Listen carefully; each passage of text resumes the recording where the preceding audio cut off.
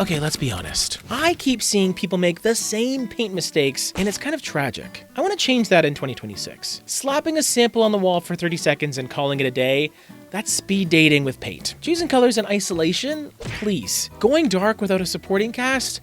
Welcome to the cave life. Today I'm going to show you the subtle, sneaky color mistakes that even smart people make. The ones that make rooms feel off without them realizing why, and how to fix them fast before your walls start judging you. Are you looking for a full-service online color consultation? Check out the link below because we are offering a personalized color consultation service with Maria, our full-time consultant. You can have a back-and-forth communication to make sure you're picking the right colors for your space. Details are all below. People talk about testing your paint.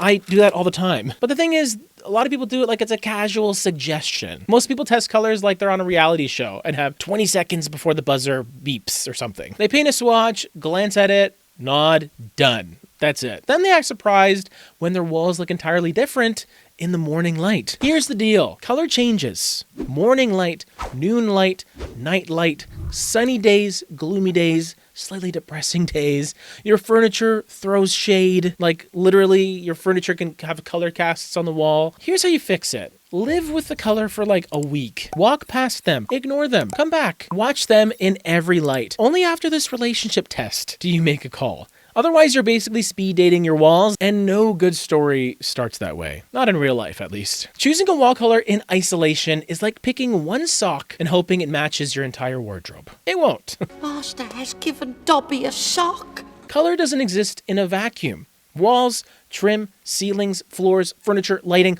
all these elements, they talk to each other. And if one is talking in a different language, the room just kind of argues quietly in the corner. Here's how I would fix this. Think in systems. Build a palette that covers multiple rooms or areas. Choose a wall color that works with your trim. Then check it against your lighting, furniture, and other connected spaces.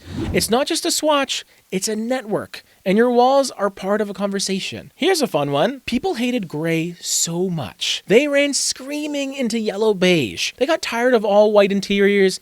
Now everything is dark, warm brown, like someone's trapped inside of a chocolate truffle. The pendulum is swinging, but lately, it doesn't swing gently. It swings like it's trying to hit somebody.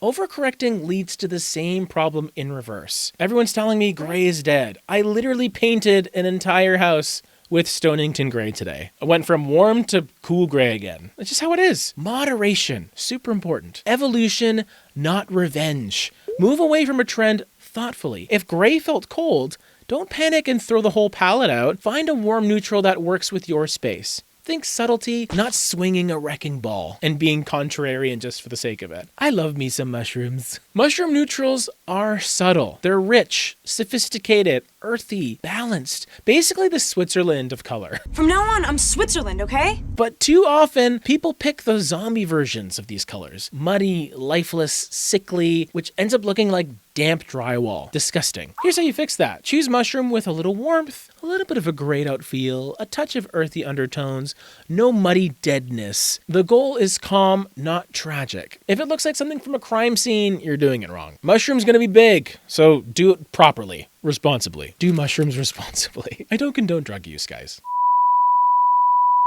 I love dark colors, but dark colors are like main character energy. And main characters, they definitely need supporting actors. People paint navy, charcoal, deep green, espresso, then they walk away. No trim contrast, no lighting consideration, no texture. The room ends up looking like a cave where someone just gave up on optimism. Super depressing. What you want to do is support your dark color with lighter trim potentially, unless you're color washing, proper lighting, warm textures, layered fabrics. Even sheen variation can be fun. Dark colors thrive when they have an entourage. Otherwise, you just have drama with no plot. This is the big one. Stop making your home play dress up. Mediterranean house trying to feel Japandi. Craftsman pretending to be Tokyo Loft. Condo trying to cosplay as Versailles. Color should enhance architecture, not pretend to be someone else completely. Your walls, they shouldn't be role-playing. They should be the home's actual personality. So an easy fix is just respect the bones of your house first. Then layer in style, color, and personality. Modernize, reinterpret, innovate. Yes, sure. But don't ignore the architecture entirely. the space will thank you. And so will I. So those are the subtle 2026 color mistakes I keep seeing and the fixes that actually make a difference. The thing is, some require patience, right? Some require planning, but all of them make your home feel intentional, elevated, and actually livable because color is emotional. It's unpredictable. It's moody. But understanding these mistakes means you can finally get it right. If you want a follow-up video with my top 2026 approved colors and palettes, the ones that actually work in real homes, that's coming soon. Subscribe so you don't miss it. All right, that's it. Go forth and paint wisely.